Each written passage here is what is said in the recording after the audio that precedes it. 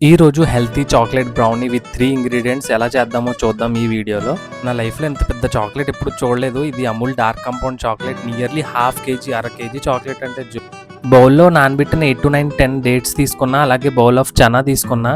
Next వచ్చేసి choco powder ఇదంతా and Amul powder ఒకటి తీసుకున్నా. అలాగే పంకిన్ సీడ్స్ ఇవన్నీ గార్నిష్ కోసం ఫ్రై చేసి ఉంచేసా ముందు నుంచే. సో చాక్లెట్ చూసారు కదా, చాలా పెద్దదే, చాలా బాగుంది. టేస్ట్ కూడా చాలా బాగుంది. ఎంత పెద్ద చాక్లెట్ అమూల్ నుంచి.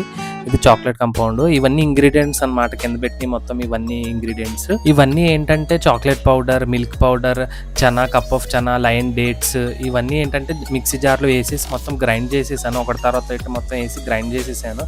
So 3 table spoon chocolate powder, 1 cup of chana and ఒక నానబెట్టిన అవి డేట్స్, అలాగే మిల్క్ పౌడర్ ఇవన్నీ వేసి నేను మొత్తం మిక్సీలో గ్రైండ్ చేసేసాను. మొత్తం పేస్ట్ చేసేసాను.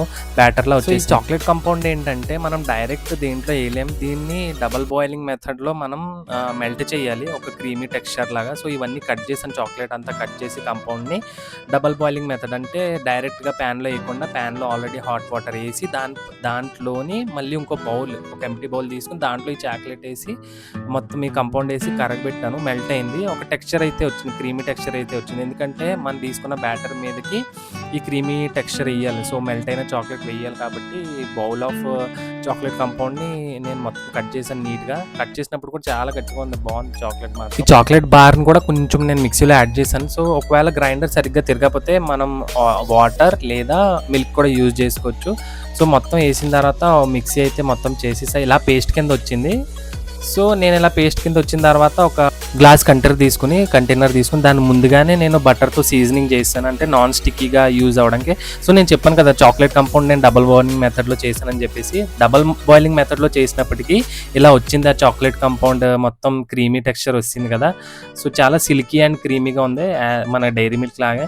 సో దీన్ని ఇంకో లేయర్ దానిపైన వేయాలి. కింద ఒక లేయర్ వచ్చేసి ఆ మిక్సీలో పెట్టిన అదంతా బ్యాటర్, దాని తర్వాత ఇంకో లేయర్ వచ్చేసి మన చాక్లెట్ కంపౌండ్ని డబుల్ బాయిలింగ్ చేసిన తర్వాత ఇలా అయింది.